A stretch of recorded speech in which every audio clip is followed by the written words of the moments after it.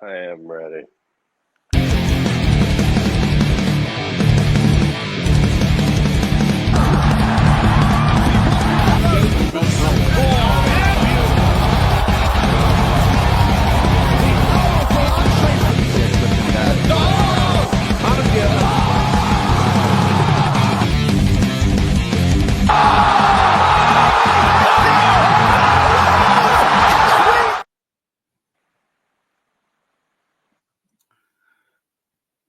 Good evening, fight fans. Welcome to another great. Oh, now the intro still playing at five. There it goes. Good evening, fight fans. Welcome to another great episode of Headkicks Haymakers. I'm your boy Bodkins, and of course, with me, as always, is your boy K Witt and Mr. Bobby Balance. Oh, boys, Saturday night was one for the ages. I don't even know where to begin, but we'll begin with CHAMA. Alex Pereira goes in about less than about 90 seconds total. He puts out Ankalaev. Bobby, I will start with you because you were so far behind Ankalaev. We were starting to call you Bobby Abeliz. I thought you were the one tweeting for Big Ank there for a while. Your thoughts on CHAMA, the return, and becoming, a light to heavyweight champion for the second time. We'll get into what's next later, but I got to start with what happened first. Yeah, I mean, I think definitely like in the first 30 seconds of the fight, it occurred to me that I would, because I pretty much wrote Alex off for the main aspect if he was never giving any credit to Ankalaev. Coming with the injuries, saying he was compromised. And I just never saw him really admitting hey, I just lost to the better guy that night. But then seeing how quickly he took to the center of the cage and, cut off the cage, he, I think him being compromised was actually not just something a fighter was saying. I think that was actually the scenario of happening because he just looked a hell of a lot more comfortable in there. He was not giving Ankalaev really an inch to move, and backed him up on the cage there. Got him to kind of cross his feet when he was switching stances there, hit him, and he never really recovered from there. I mean, that takedown was just more an instinct thing because he felt the power, and following up with those 12-6 elbows, it was absolutely about the shortest night it could have been for him. Probably exactly what he needed to put the kind of aura back in the box and stuff. I mean, I was kind of making the jokes when Ankalaev came out saying, oh, look at this aura here. And it just really reminded me, like when Alex did his walkout, for one, we hadn't seen that in a while. And it was kind of weird seeing him come out first, You're so used to his opponent being in the cage kind of when that happened. And, Ankalaev, his body language looked a little bit off. I mean, I know people have said things that he was injured and stuff. My follow-up to that is I don't know why the hell he took the fight because Alex was completely game, not injured, and made very quick work of him. So, yeah, I definitely discredited Alex quite a bit, and he made me completely eat the crow on that. And at the end of the fight, getting the entire arena to erupt chanting CHAMA, everyone's cheering, and then got that same arena to give a moment of silence to Arthur Jones. It just really showed that kind of mystique and the anomaly that he is. I mean, Pereira was 5 years the elder to Ankalaev. Normally, when you see these guys that are 38 that lose the first fight and get the rematch, it really does not go in their direction. But you know, Pereira just continues to prove that he's the anomaly. So very well done, and I'll even give you a CHAMA, Botkins. CHAMA. You said no CHAMA, and by God, there was CHAMA with. And then him saying CHAMA to him afterwards just like took the cake. I mean, you know, he probably didn't understand what he was saying, but that and with the hands and everything, like he definitely was fighting like he was pissed off. Yeah, the one thing you don't want to do is piss Alex off. Like, there was the whole backstory. I must have missed it. I guess like Ankalaev told him like back to the tire shop after this, and I mean,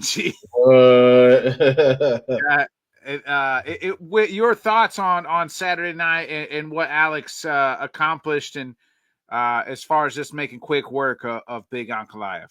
Man, first of all, you know, I'll start from the back of the fight, the back end.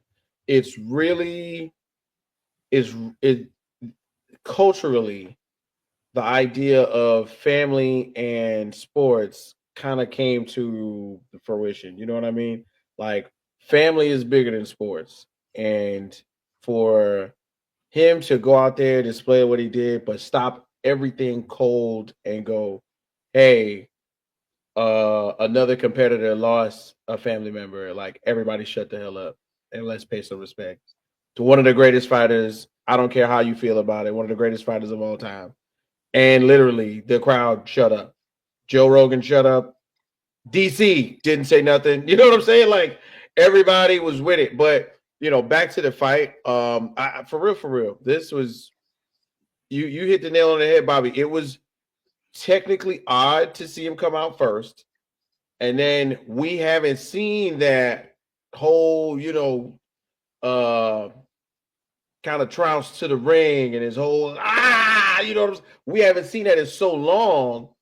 It was exciting to me. That was like watching it for the first time. And to see how he came into the ring, and there was like no way that I think Ankalaev could have predicted that he was going to pounce on him at that rate and speed with that.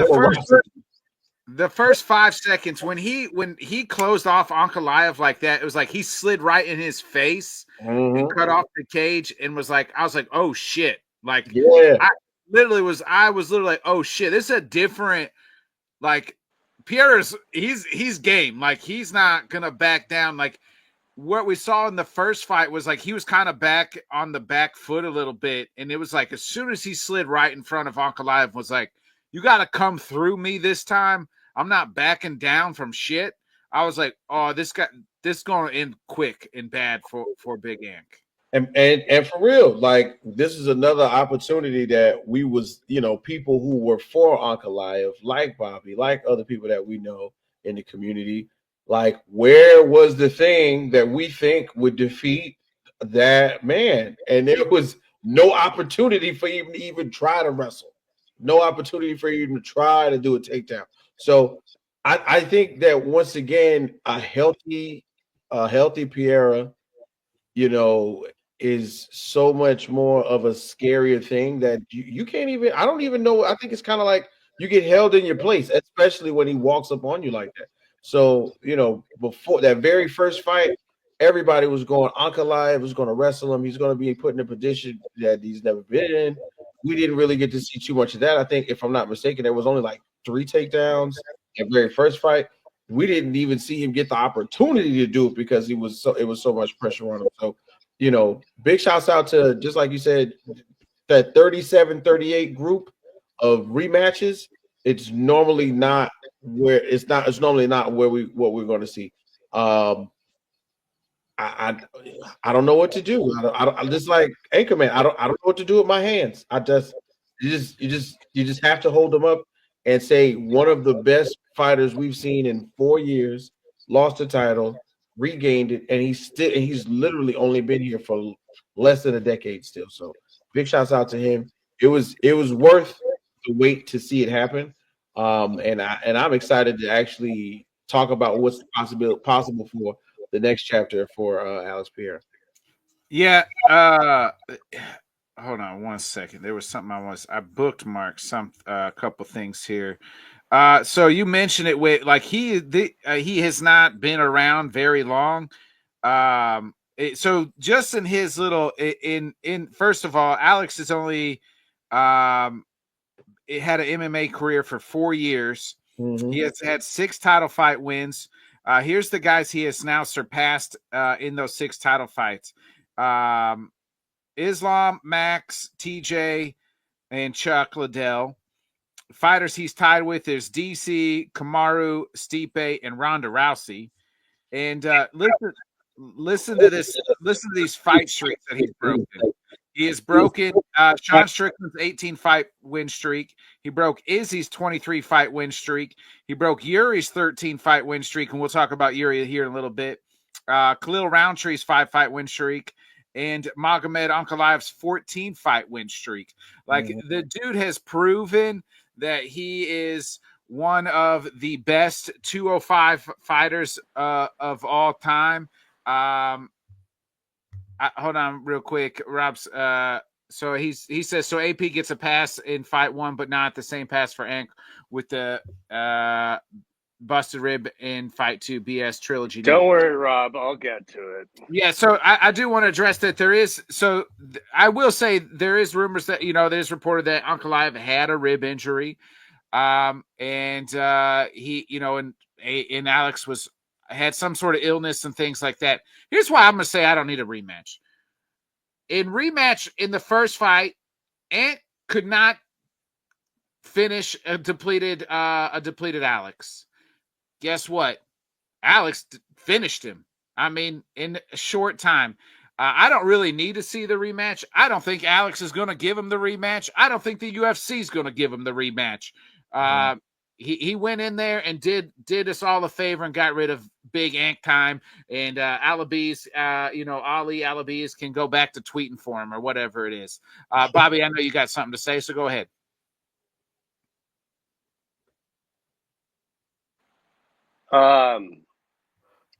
Well, I don't know if I should address what Rob said or. So yeah, the win streak thing is impressive. I will say though, in that tweet, I believe the Sean Strickland one is incorrect. Okay. He did beat. It wasn't like an 18 fight win streak because, like, I know he lost to, in I think welterweight or something. But I mean, granted, it was still a win streak. It's still extremely impressive, and I mean, it's so bizarre because I had no appetite for this rematch. I just did not see the kind of benefit that it would get potent, really. And especially like when we're seeing the scenario of he just won the belt and probably is just going to drop the title again. That was kind of why I was like up in the air from the first place. But I did think that Ankalaev also just equally did not look right. Now, granted, was that just a healthy potent that made him not look right? I don't know who told him it would be bright to fight with a broken rib, especially against a healthy potent. So, I mean, the way I look at it, he decided to stick with the fight. So it's really hard to kind of hold it over. Oh, well, he was injured. They need to there's a better chance of me winning the lottery than there is the UFC running that back for a trilogy. Whether I think it should happen or not, it's, kind of irrelevant in that case. But I don't know. I do think it is a little bit of a shame that we will never see these two guys fight again, both being completely healthy. But, that is also kind of the game as well. I mean, these guys rarely ever go into a fight healthy. But, and I understand why Ankalaev probably didn't want to pull out because it's the biggest fight of his career. He knew he was always going to have to get 2 against Alex. But I could also see while people are holding it up saying, "Hey, this isn't really fair." But we know the UFC doesn't give a shit about any of that. Yeah, life's not fair. I don't really need to see the rematch, and the only reason I wanted to see the rematches before, it wasn't just because it's not that I wanted this rematch because I thought Alex was hurt or injured or whatever. Like you took the fight, you lost the fight. The only reason I said give him the rematch is because I felt like he earned it because he had been the champion for so long and had cleaned house. Like that's the only real reason I felt like that there was a need for the rematch, is because like he was the long-standing king, and like they've usually given the guy who's been the long-standing king the rematch. That's how I look at it as. Yeah, well, the rematch was always kind of predicated off if this is what Alex wants, sort of Yeah, thing. yeah. I mean, And I always figured he would just kind of move up to heavyweight, and then ironically, that's what he's asking for the day of the fight. I So, think so. Here's what I'll say to that is, I think he probably would have been okay with it, but the tweeting and the bad blood that kind of spilt over, and the disrespect that was given, that Ank was giving him, it fueled the fire. Mm-hmm. in other words, it's all Ali's fault then, because Ankalaev didn't do any of that shit. Exactly. In my mind, it was the buttons were already pushed, and you just had to be there to kind of see in his face, man. I felt like during the press conference, during all of the press run type stuff that just was popping off there on Instagram and all that, like he looked completely locked in, as if to say, "Hey, it wasn't me the first time." And I'm not taking anything away from Uncle Live. Like we said, he was on the streak. He made it to the top. He beat the guy, fair and square, regardless of injury or not.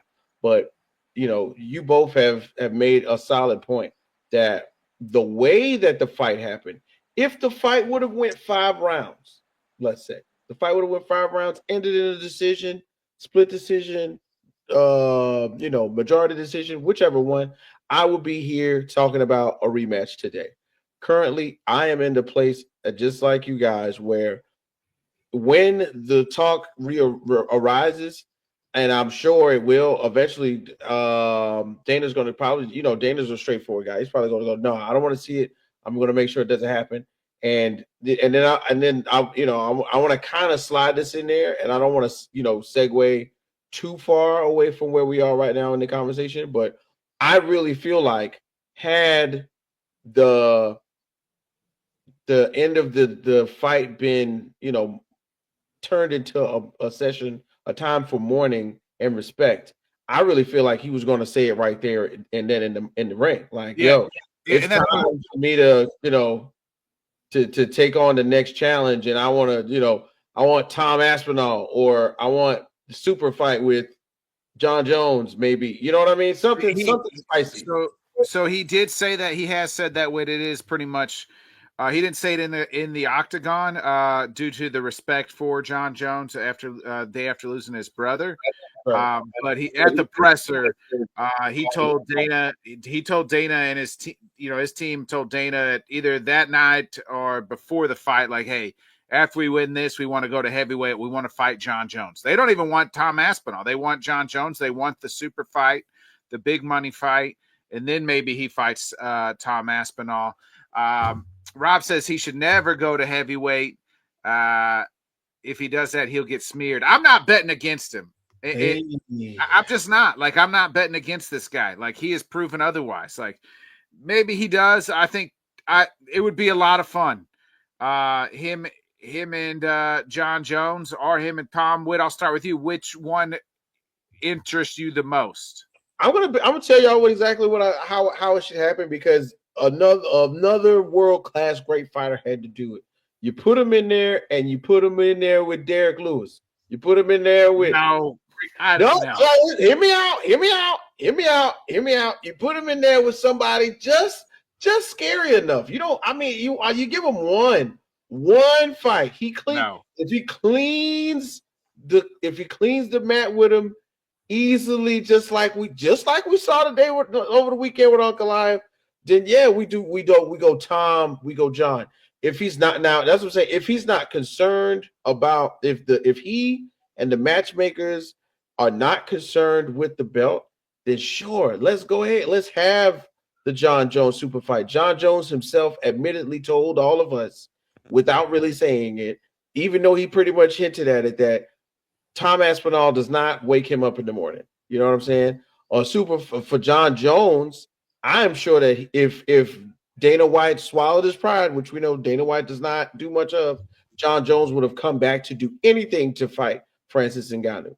But it's never going to happen. So the next thing would be, hey, let's move it and put either the title on the line for Poatan to get, or let's find a way to have him circumvent all of that and just have the money fight.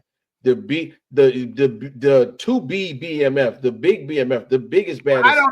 We don't need BMF. Just do John Jones versus Poatan for nothing. You don't need anything with that fight sells itself. I don't need no fake ass belt. I like titles. You can call it what you want, but it even though, just like you say, even though it doesn't need it don't need no wrapper on it. You know what I'm saying? It's just shiny and bright. I feel like the objective would be to show and Rob's got a good point, of course, which is a possibility. But if they just circumvent all of that, I really feel like he's got to go in there and give me one heavyweight fight. End it quickly, and you can have whatever you want. Give me one heavyweight fight, any of the heavyweights. I don't care which one. Take a low. Cyril Gane. Everybody likes to fight Cyril Gane and lose, right? Or beat him is the point. He can fight one of the heavyweights at the top, get him out the way, and then he can ask for whomever, whatever. No, he can ask for whoever he wants now. He's the UFC's biggest star. Bobby, talk some sense into this guy. Get us back on track and some sort of normalcy here. So I'm surprised I haven't seen more people talking about this, because it was very telling to me. Tom Aspinall has now talked himself out of not one super fight, but now he has talked himself out of two. It was no coincidence whatsoever that Pereira was calling out a retired fighter and was not calling out the heavyweight champion in Tom Aspinall. And just like John Jones got rubbed the wrong way from how Tom was promoting himself, he did the same way in belittling Alex's 205 run the first time. Literally said he only had cake matchups for him, easy fights, and Goliath figured him out. And that literally got to be like, because, the media asked him, oh, would you want to fight John Jones or would you want to fight Tom Aspinall to get your third heavyweight title? I'm paraphrasing here, but Poatan pretty much said, I don't give a fuck about that worthless, meaningless title. I want a super fight that has nothing to do with Tom Aspinall, unfortunately. It absolutely has nothing to do with that French bum, Cyril Gane. I mean, my appetite for that is, would it be funny to watch? Sure. Would Gane have a chance? Maybe. But I think the only fight on the table is John Jones. You don't need a warm-up heavyweight filler. Jones was literally saying the only thing that was going to get him off the couch and get him excited is to fight someone like Alex Pereira. Now, obviously, a lot of people took that as ducking. It's pretty hard, if you're looking at Tom as the heavyweight champion currently, that Jones obviously wants nothing to do with that fight. But if you look at it through the aspect of these guys just kind of wanting some respect put on their name, now both John Jones and Alex Pereira want nothing to do with Tom. And what does that get him? That gets him, headlining Cyril Gane this month in Abu Dhabi. But it was just pretty wild to me that the UFC, by design, I think set up for both of these fights to be in the same month, kind of hoping that they would have this option to pitch it. And Pereira just completely no-sold it. Like, I want nothing to do with this. And you're right, Botkins. He can call his own shot. And the shot he called is John Jones. And, him pretty much saying he wanted to be on the White House. Dana might have his reservations. I think it's almost a layup for that fight to be made. And especially with the tragedy that happened with John Jones and losing his older brother, I think that might kind of be the out that Dana gets to just squash all the pettiness with John Jones, and that's going to be the one. Read what Rob says, because I'm very interested. He said, running from Oldberg, what a champion. I don't believe he's running from Oldberg. But like at the same time, Rob, like this was my hesitation to having him run it back, because I always assumed if he regained the title, he was never going to defend it. The plan, that cut has been killing him. He's already like 230 pounds. It's not like he would really be a small heavyweight. I mean, maybe if you like compare him to Gane or something, but having him fight John, they're pretty like even in the size. Yeah. But I do understand Rob's point of kind of being the purist of wanting to see lineage in the titles. I'm kind of the same way, but this is not a normal circumstance, because the guy that he's calling out is literally, he is the only guy to get that guy to sign the dotted line. What'd Rob say there? So he said he can call John all he wants. John ain't answered. I beg to differ. I think John is answering on this one. He said before he fought Stipe that he wasn't interested in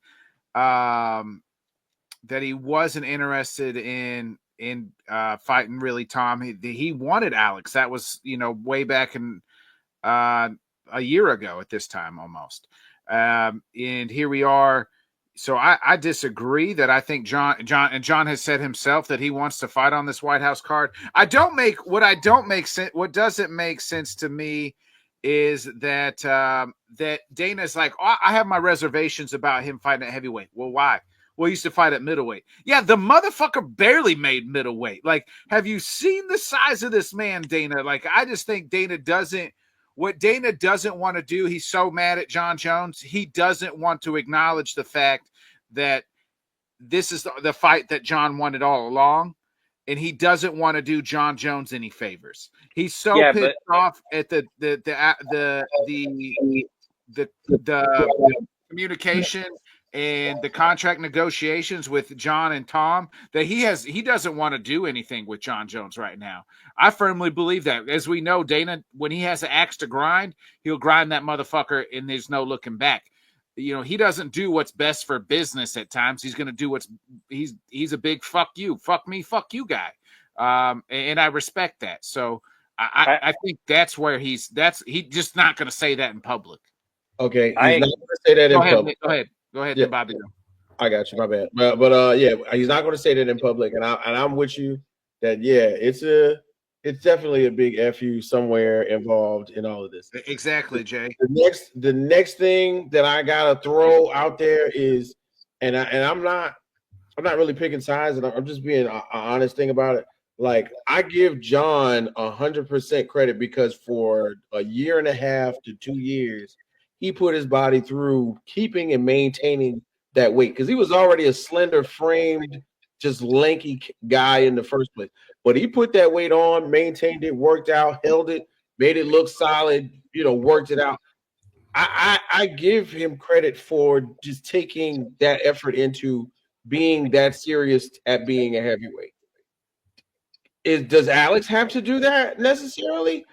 I don't think that. The point is, me as a fan, I don't know. I don't want that to be what it is. But should he do that to give himself his best chance at winning against one or two of the top heavyweights in the UFC? I think so. Not the whole year. No. I'm not saying it doesn't happen at 26. I'm just saying that if this was supposed to happen, I want to see the best version of Alex in the ring. Don't give me put on the weight and I'm just a heavy guy, Alex Pereira. I want to see, fit, in shape, oxygen mask not needed Alex in the ring because I want the best version. Don't get me wrong, he can end any fight at any division apparently with just one punch or kick if necessary, because we've seen that in the past from his kickboxing. But if we gave him enough time to say, hey, look, here goes 8 months. Let's eat right, let's train, get right. We're gonna be at 2 and some change all day long. And then we'll get in the ring. That I'd rather that. I don't want to see him in March. You know what I'm saying? And it be, hey, this you're walking around weight. Now let's fight. I want him to be ready and top tier heavyweight status. But that's just me. And I got patience. I get what you're saying. I get what you're saying. With like, it's like when Izzy jumped up to 205 and like he didn't even. Yeah, it didn't look good. Correct. It did. That was not a good look. And Izzy walks around at 205. But for me, it will take just a little bit of time and a little bit of preparedness. Give those guys at heavyweight a little bit of respect. But I think for sure that, and I'm gonna shut up after this. The main deal is, we've already said it. 40 years old, or the closer you get to it, this is the end of the road, bro. Cash in now. But if you're going to cash, I think that's what he's trying to do. And Rob, I'm not going to disagree with like in what Whit's saying either. Is like fighting with 40-pound deficit is not it against grapplers, and we know Tom and John are gonna grapple. I'm just saying, like, I'm not gonna say don't do it when this guy has done everything under the sun. Like, that's just what I'm saying. Like, I'm not gonna bet against. Like, I would probably pick him to lose in some. I might pick him to beat John, but I'm probably not gonna pick him to beat Tom. Just because of the age factor with John. Really, that's the only my reservation. But really, I think John Jones and Alex are about the same age, so it doesn't really matter at this point in time. Bobby, you had something real quick. Well, I mean, back to Dana.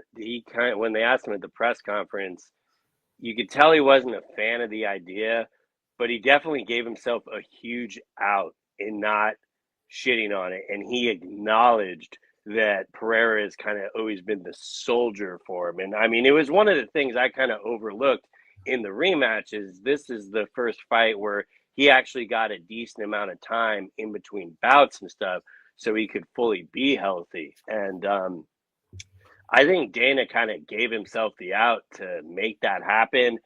I still, to this day, do not consider John Jones a legitimate heavyweight. So to me, if they fought, it would be two 205ers fighting at the 265 limit, nothing more.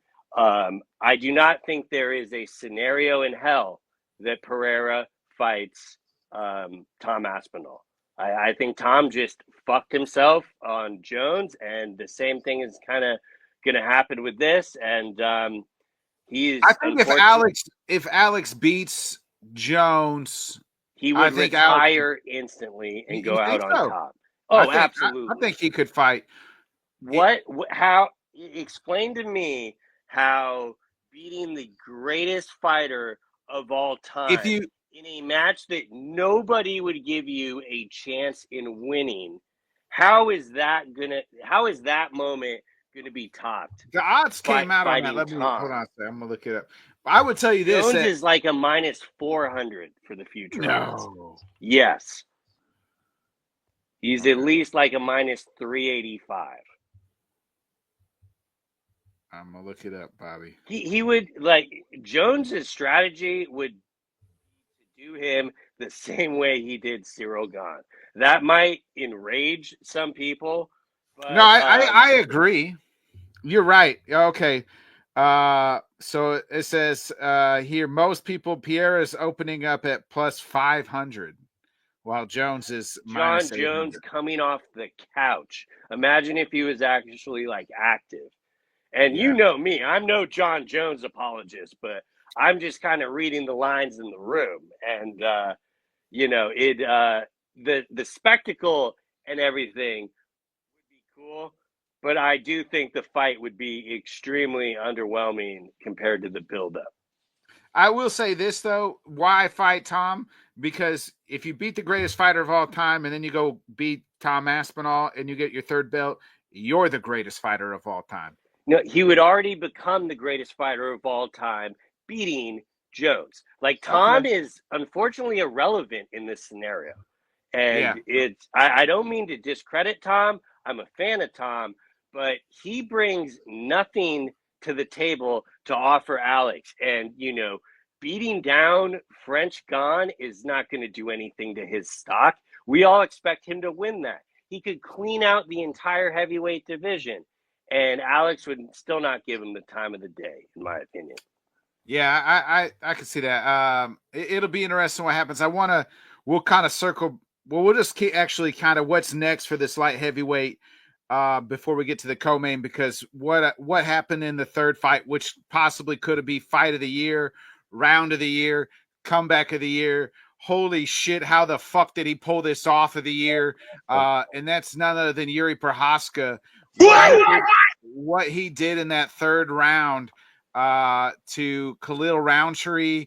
I am still sitting here almost a week later, stunned in what happened.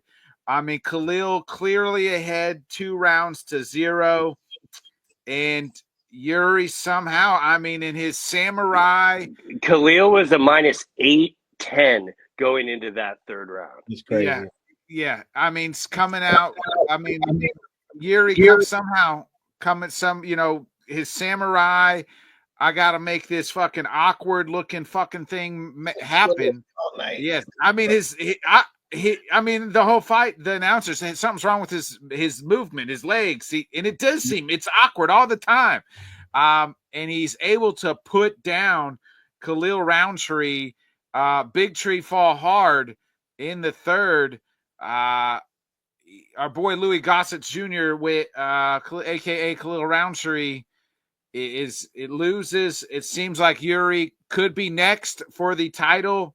If it's vacant, I believe if Alex vacates the title, it'll be Yuri versus Goldberg. But Whit, I'm gonna start with you. You're just Yuri's holy shit. How the fuck did he pull that out moment? Your thoughts? Yeah, bro. Holy shit! How the fuck did he pull that off? It was an amazing thing to see. Because first of all, let me just be clear. Khalil Roundtree is a man's man, a fighter's fighter. You want to see him. You hear about him every time he's in the ring. We talk about two things: one, that he will not wrestle you; two, he will stand and fight you. This is an opportunity for us to give him his flowers, even in a loss, because every once in a while we get fighters who lose fights, and we still got to give him a round of applause. He lost a fight to Alex the first time, had to give him a round of applause. You know what I mean? And to me, I still think this one was another opportunity for us to say, hey, that guy's bad. He's losing to the best of the best. You know what I'm saying? He's not necessarily losing to no clowns. He ain't losing to no mid-range fighters. He's not losing to 7 through 10. He is losing to the best. And Yuri himself has had, his ups and downs, but Yuri has lost to the best or future champions both times. He's only lost to Alex Pierre. That's his only losses. Future champions and the champ both times. So that shows you exactly where we at with it. But for me, like the dominant first 2 rounds for Khalil Roundtree was crazy. He was dominant. He was surgical. The striking, the body work, and you could kind of see that thing where Yuri is gonna like live by the gun, die by the gun.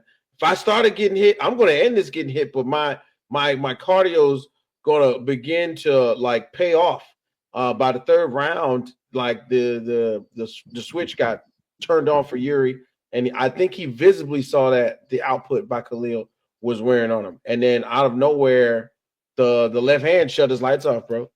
And I did not see it as if that was a significant strike. I thought, here goes Yuri with the good old 1-2, and Khalil went down. And when he went down, it was a wrap, man. And I am in shock to a degree, because to see two dominant rounds, and let's give props to the ref for not stopping the fight at least one time. because Yuri looked out on his feet and then they didn't do anything and they let it go.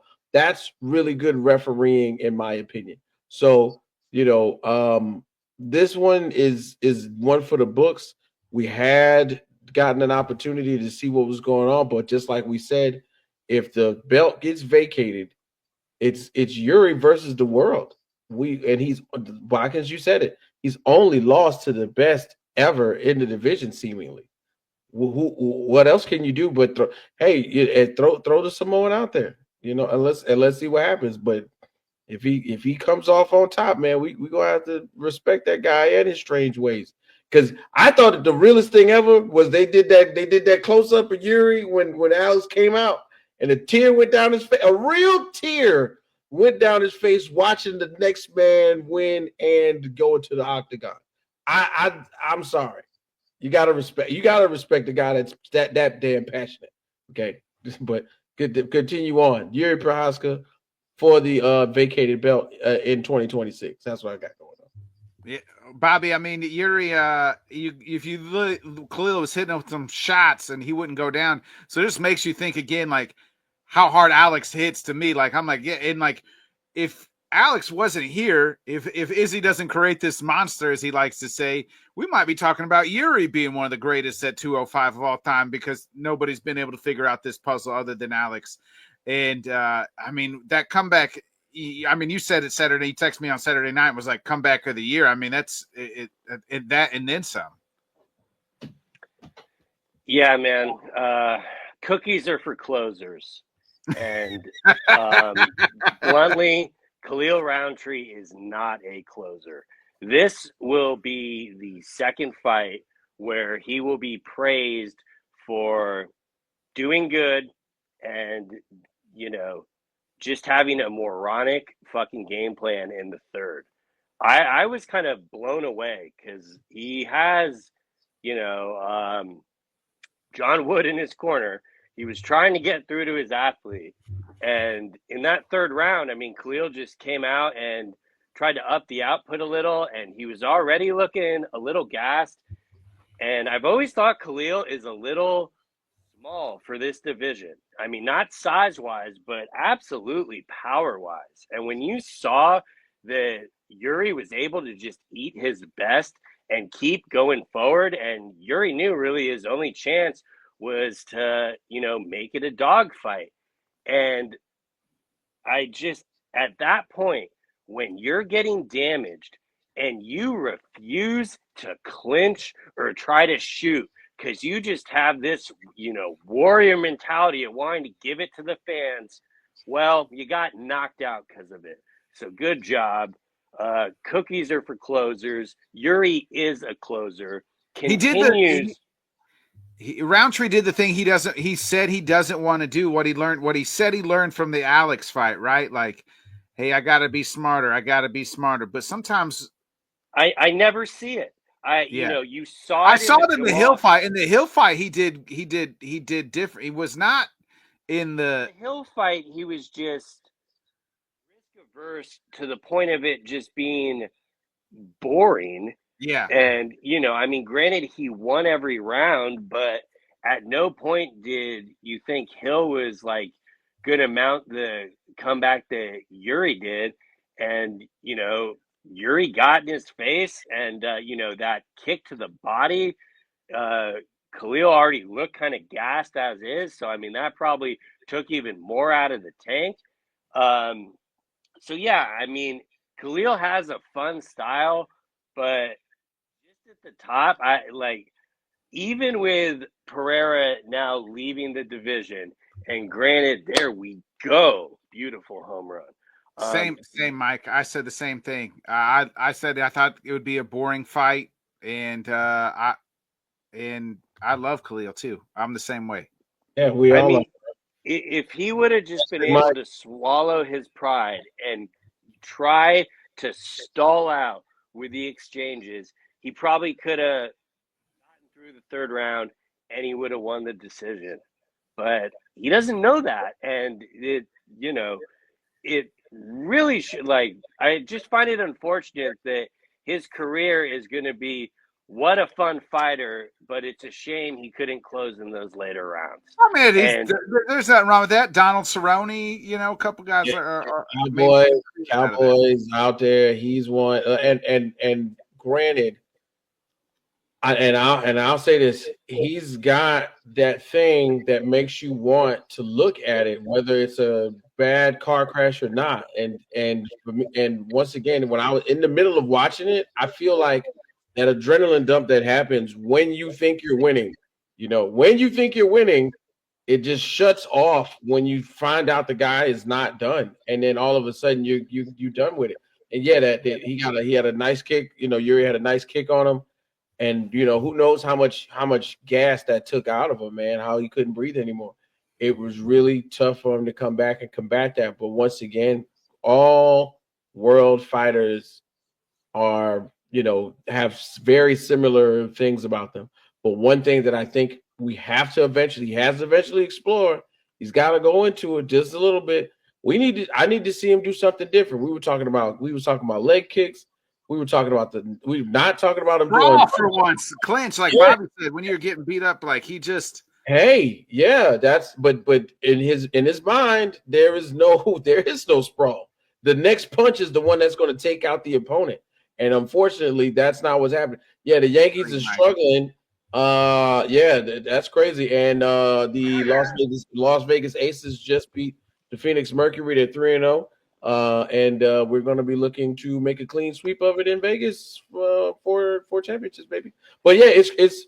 I really feel like it's once again Yuri's world at this point in time. Khalil Roundtree is if only the BMF belt was in that division.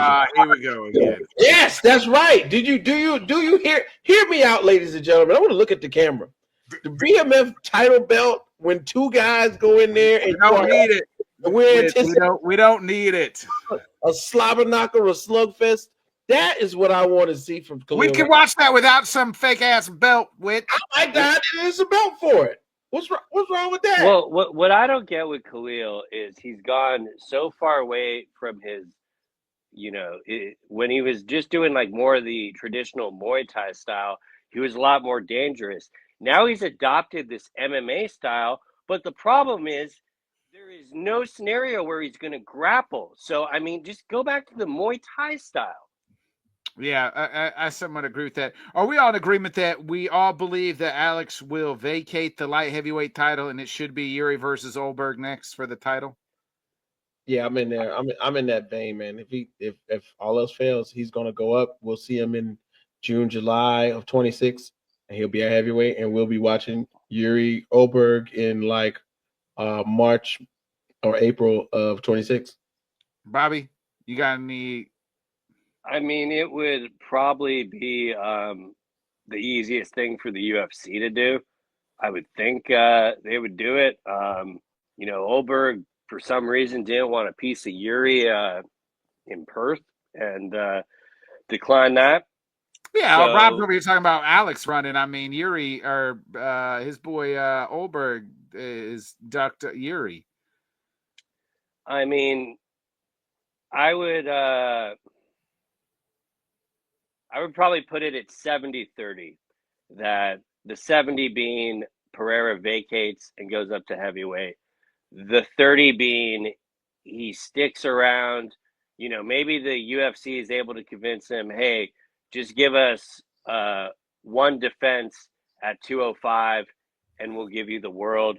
But at the same time, like Dana always kind of has that scenario where, okay, well, if you're actually talking about this, we got to get this other division moving. So especially, I think that one thing we have not mentioned is he probably has a broken foot. Yeah. So, I mean, as far as like timetable wise and stuff, it would not shock me if we don't see him until June. Yeah, agreed. Rob, I explained to you why they did the rematch, why he came back and did the rematch. It's because Ank talked all that shit, and he said, hell nah, ain't happening. All right, go ahead, Whit, if you got something to say before you get out of here. Yeah. Hey, man, once again, I think this was one of the better pay-per-views for this year. I know you guys are going to go ahead and get into Merab and the domination of Corey Sandhagen.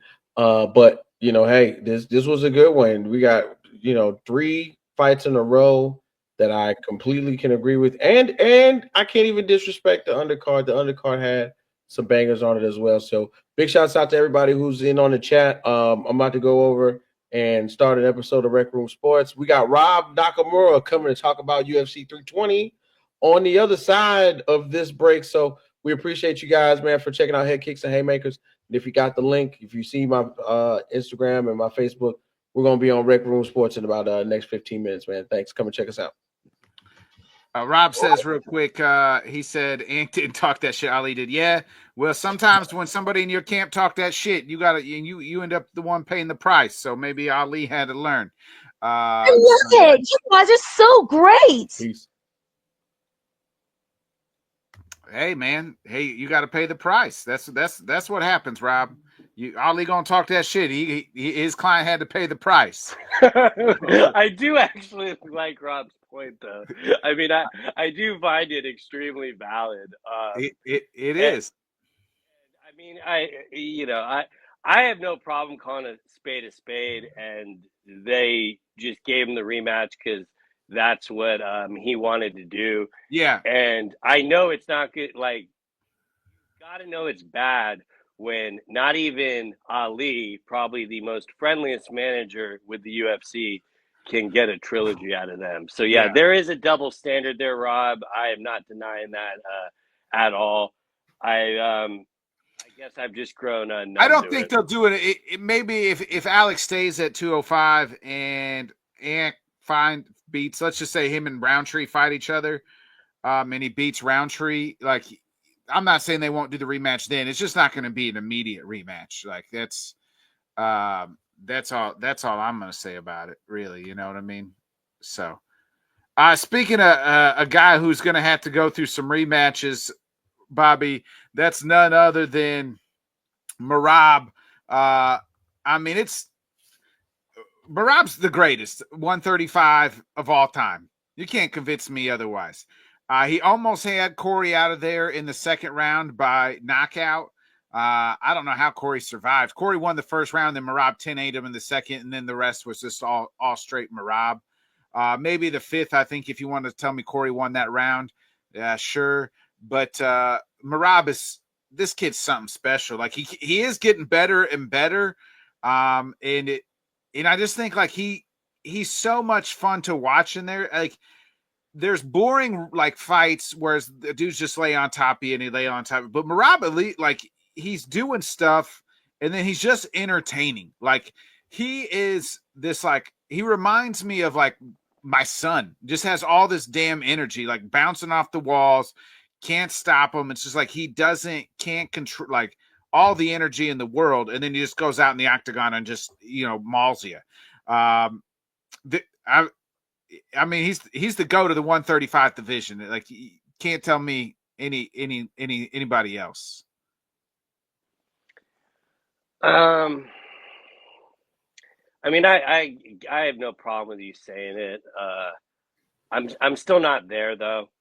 Dominic Cruz, through his run, was a lot more risk averse, so I got to give him credit for that. But Merab has easily put himself in the conversation, and whether he's one away from being the bantamweight GOAT, or you already consider him the bantamweight GOAT, I kind of get it. Is he fighter of the year? I don't know. I mean, I would have a much easier path giving it to him if he did not do that O'Malley rematch. I know he finished O'Malley, but I don't know. I'm not trying to, like, come in here being pessimistic on Merab, because I mean, he obviously continues to do stuff. He obviously dropped the first round, but then, I mean, like you said, he almost finished Corey in the second round. A lot of refs would have probably called that fight then and there. And I did think, even though it was domination, I did think the fight was pretty competitive in Yeah. the aspect of he was able to, Merab was really just kind of spamming the takedowns. He could not keep Corey down.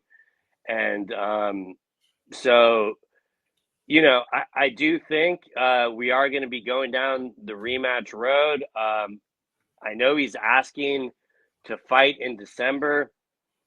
So with that kind of the caveat of him being able to try to beat another record with title defenses, though I am not a fan of the Peter Yan matchup at all, I would say, give it to him, I guess. Who else?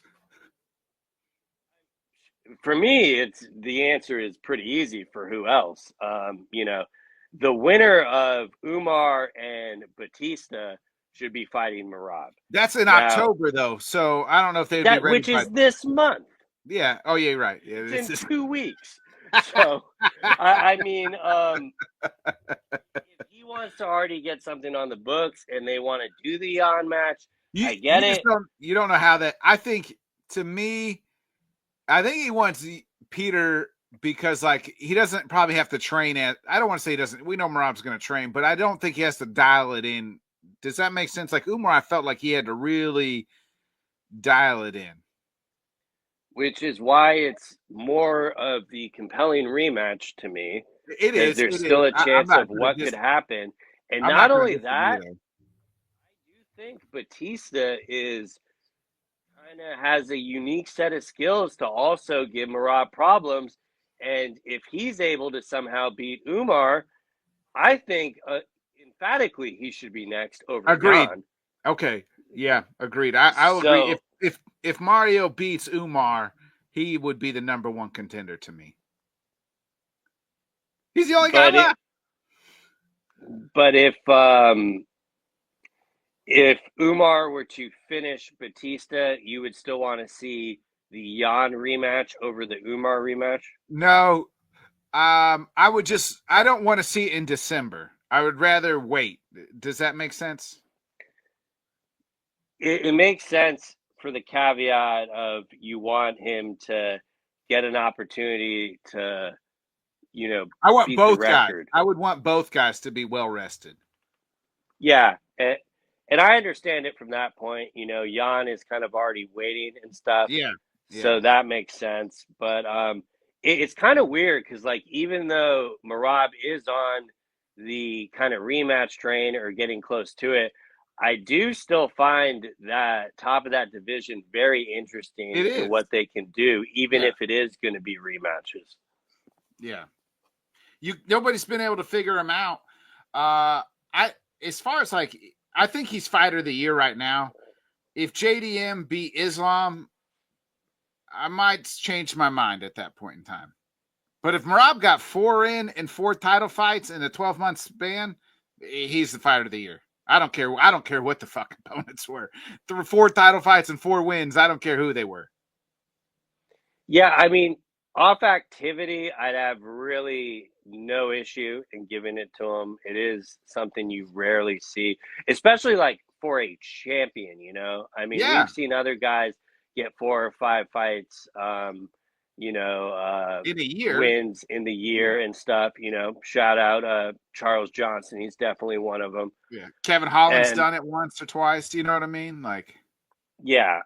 So, but he's definitely putting himself in that conversation. And not only that, I think the most important part is Dana's sold on him. Because, I mean, Dana even admitted at the presser that he's, not really sold. And he kind of, like, knows what he has at this point. I mean, he's almost got, like, a little, like, Georgian version of GSP or something. And I think, Dana will know good ways to monetize that. I mean, I would love to see Merab fighting at the White House. I mean, guy's American citizenship and stuff. But, the activity is definitely part of how impressive it is. Because, like, he's a champion that's being this active. And, that really and not only that, but just the demoralizing pace of, just continuing with the chain wrestling and stuff. I mean, It's And it's like, definitely and he wants to stay in his division and keep fighting. None of yeah, this, let's go up to 145, fight bulk with a bullshit super fight. He wants to be the best at 135, and that is what will truly, at the end of the day, eventually cement him for the GOAT status. yeah, I agreed. Like, there's no talk of, like, he doesn't even like talk about going to any other division. Like, there's no talk of like going to 125 or 145. Like, it's just like, I'm here.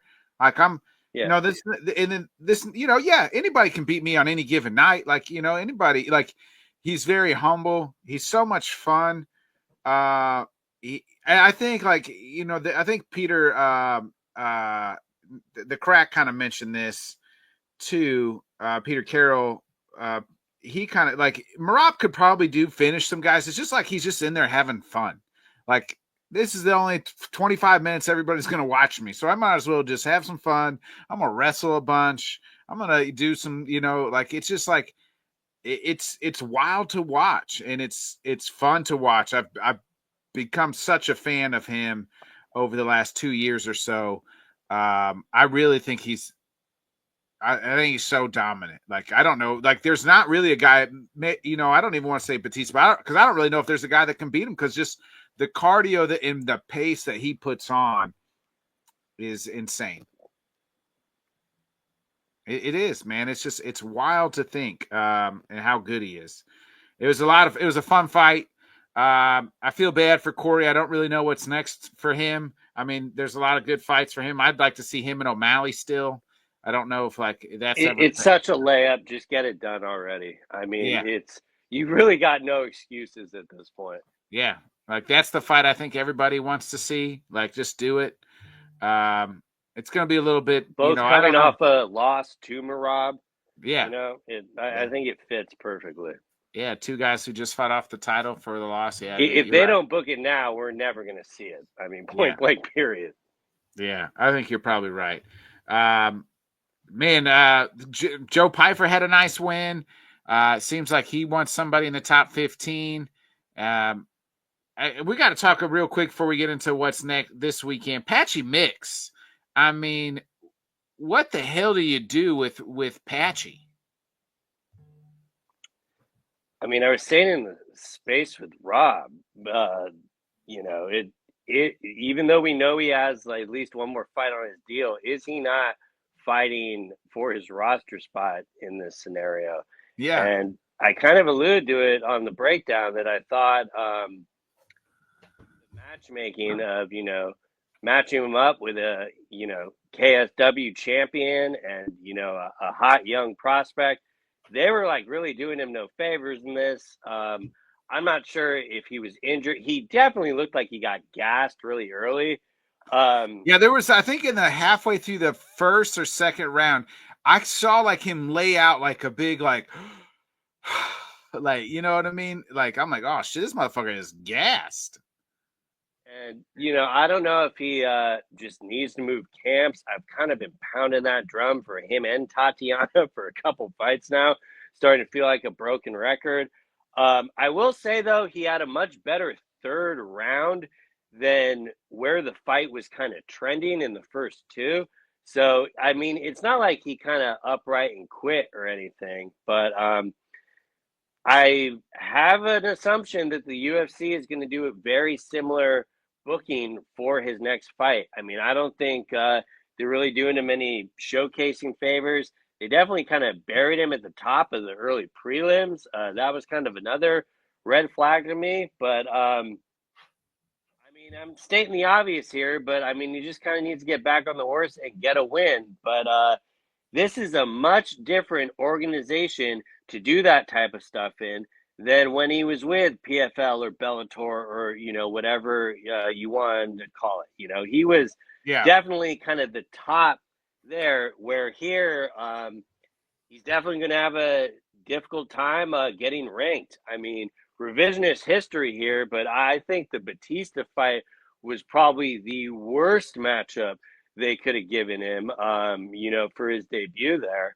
And, I'm not, like, really counting him out. He could definitely get a victory. But, I mean, even if he does get a win, is that going to be enough for the UFC to want to give him a new deal? I'm not really sure. Yeah, I'm not too sure either. I wouldn't be surprised if he doesn't make his way back into the PFL. We got to shout out my guys Zala, or as I like to call him, Zoltan. Huge tap, Josh Emmett. He called out Lerone Murphy. I still don't understand. Is Lerone not going to fight for the title? Or are we looking at Silva? Are they looking at Silva? It seems like that's kind of up in the air.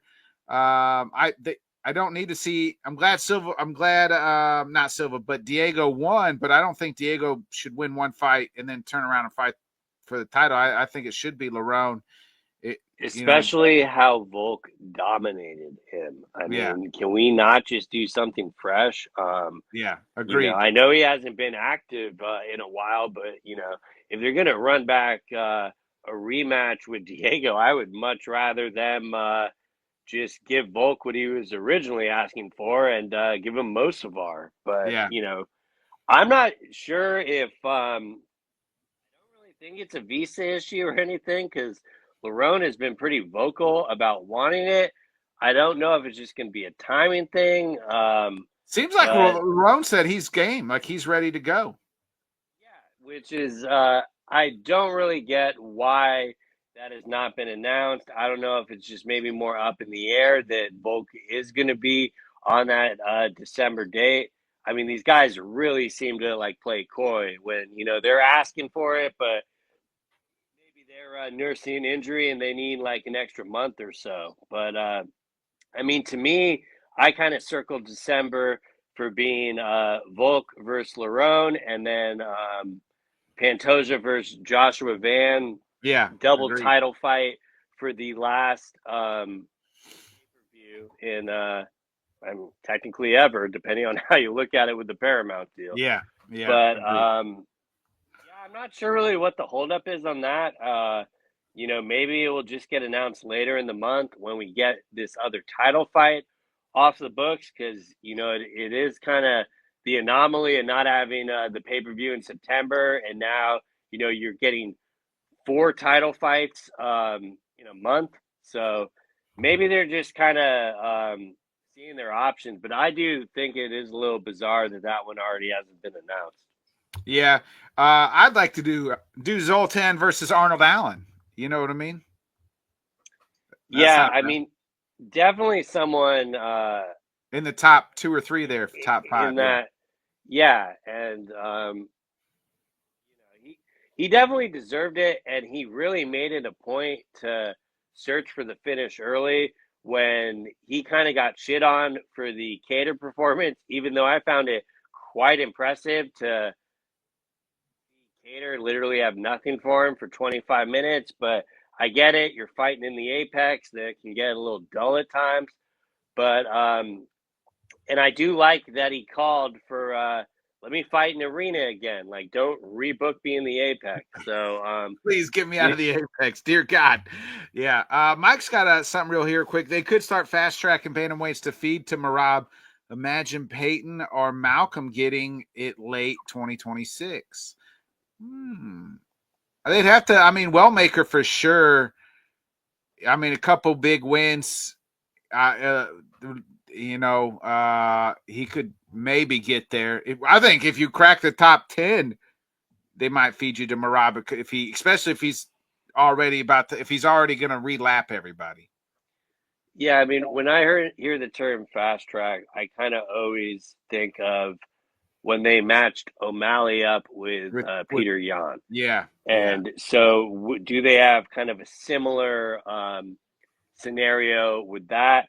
But I mean, all those guys at the top are very tough, and I'm a big fan of Wellmaker, but I do think the UFC has kind of learned from their past mistakes on guys they're high on like that. I mean, the same thing kind of happened with Peyton there, but I think I'd like to slow build a little bit, maybe not as slow as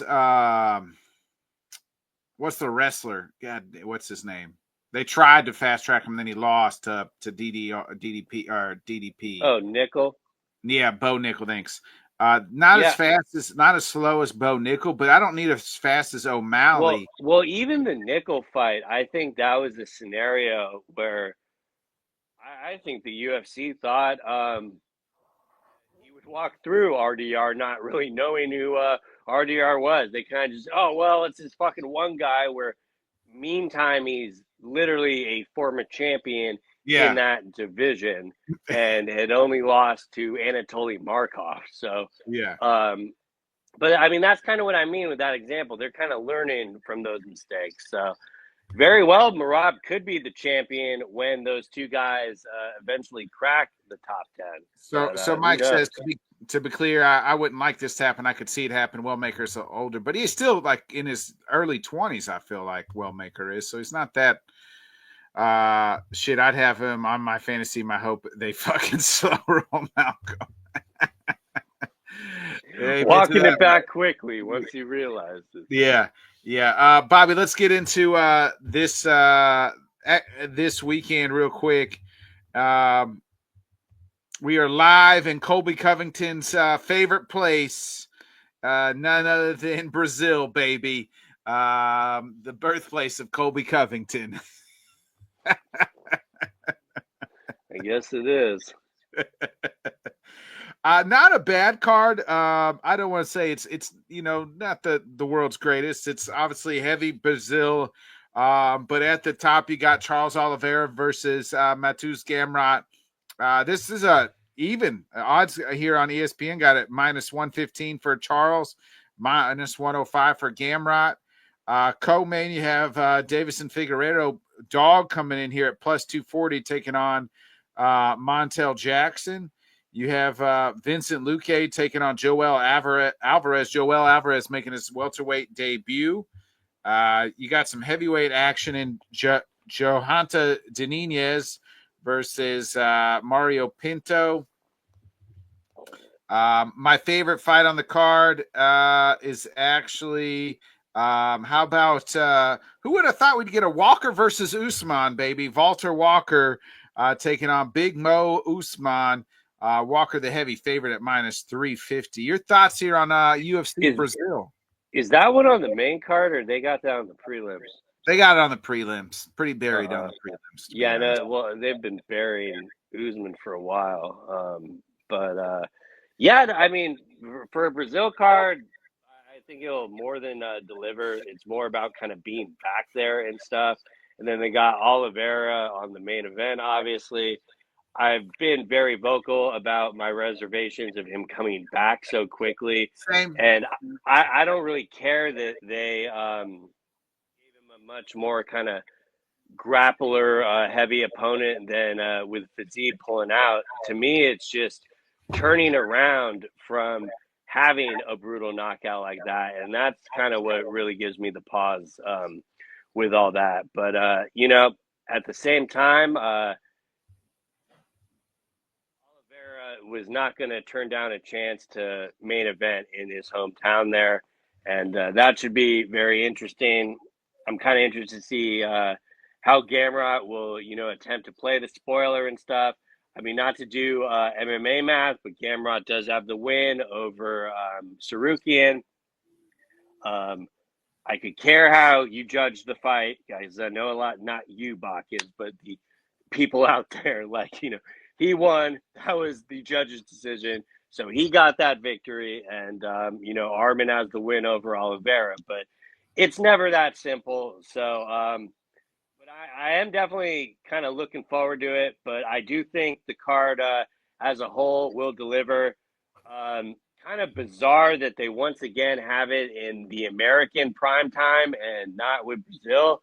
Would have preferred it to be much more of a midday card. But I still do think it's worthy for staying up for because of how they built it there. Yeah, I'm right there with you.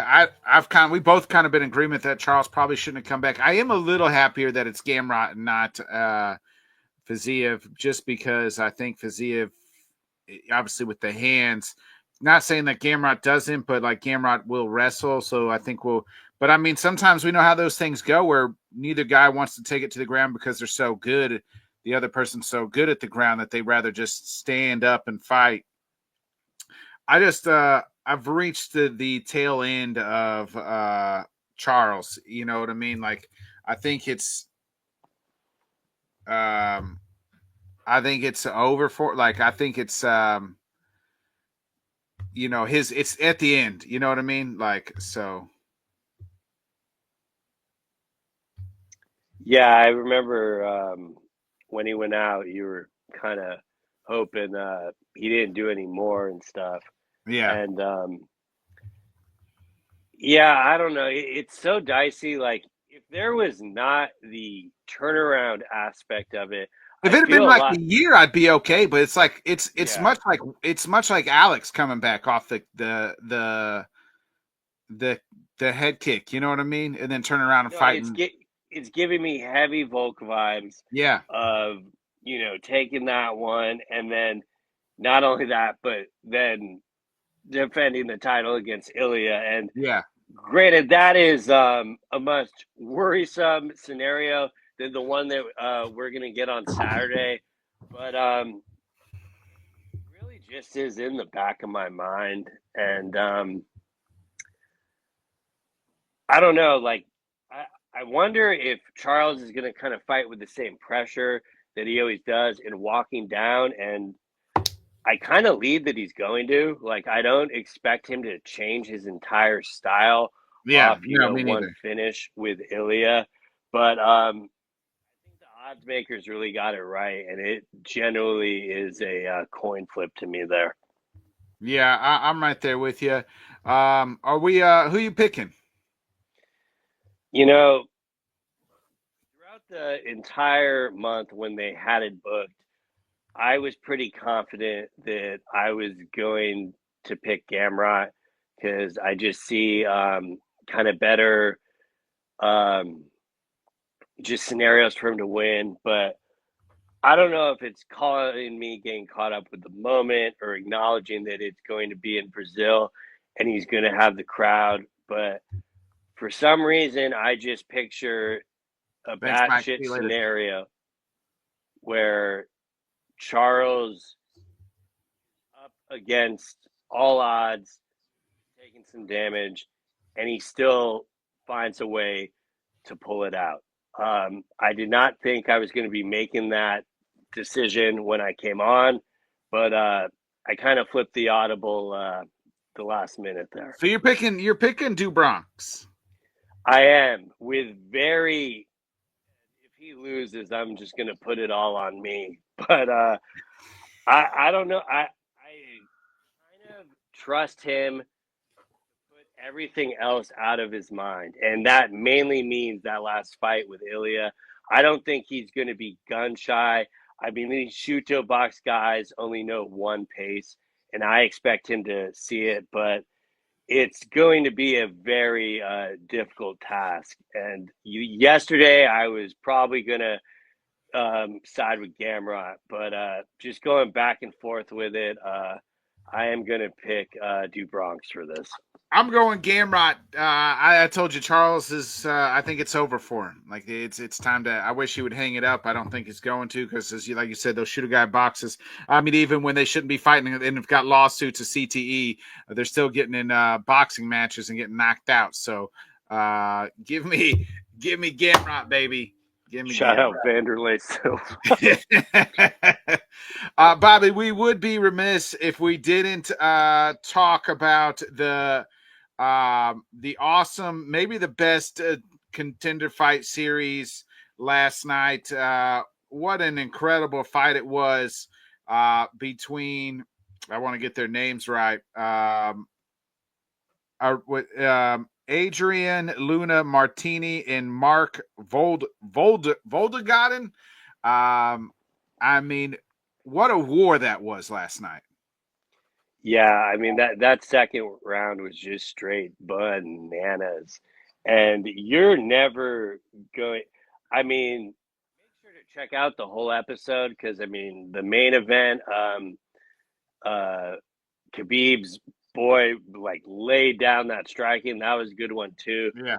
But definitely that co-main, you're never going to get a scenario again, I think, where Dana White literally goes to Lauren Sanko before the main event happens and says, we're signing both of these guys and we're giving them both $25K. I mean, granted, now that we've seen it, maybe other guys will try to match it, but it's very, and I know it technically doesn't count as a UFC fight because of, them trying to get into the UFC. Yeah. But that will, when we do end of year awards, it will definitely be a candidate for a fight of the year for me.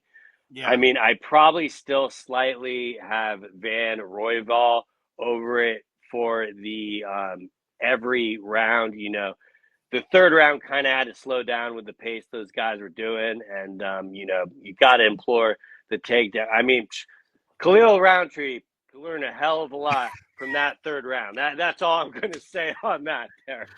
But if you have not checked that out, I mean, the UFC is trying to big it up big when they're literally putting that on their YouTube channel and stuff. So if you haven't seen it, absolutely check it out. It's one of those rare fights where the winner is almost irrelevant.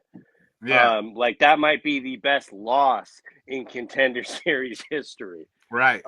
So really looking forward to see what those two guys do next, because it didn't really take it to me like that was their style because they were on Contender. I feel like they're always throwing everything in the kitchen sink. Yeah, so agreed. Can't wait to see that little what dude, we got with the guy who lost, he's like a little tiny Terminator, Voldigan, and man, like that was incredible. I mean, he had a nasty cut above his eye and just stayed with it. And it's a good thing it was in Vegas. That shit would have got stopped anywhere else. Yeah, hell of a fight. It was a hell of a fight. We wanted to shout them out real quick. Bob, you got anything else before we get out of here? No, I think that covers it. And definitely, last thing, class act by Pereira for doing the moment of silence for Arthur Jones. And I don't know another athlete that can literally blow the roof off a place and then get everyone to go silent. Like that was almost more impressive than the performance in the cage itself. But he's their biggest star. Yeah, and afterwards, before the post fight interview, getting the entire arena, like he wanted everyone chanting CHAMA. And it's showing, it was like the biggest y'all must have forgot motherfuckers moment I've seen in a good amount of time. Yeah. I told y'all I wasn't fucking, told y'all I was sick. You know what I mean? Like I wasn't fucking, this guy can't beat me. Yeah. And like in the future, I'm going to take those comments a lot more seriously. Like to the point, like Jan mentioned, he was compromised in the first Merab fight. And normally I would roll my eyes at that bullshit. But after Saturday, I'm just going to have to start giving these fighters the benefit of the doubt because they deserve it. Yeah. At least Alex does. For sure, Alex. I'll give him that. But not on Goliath, humbug.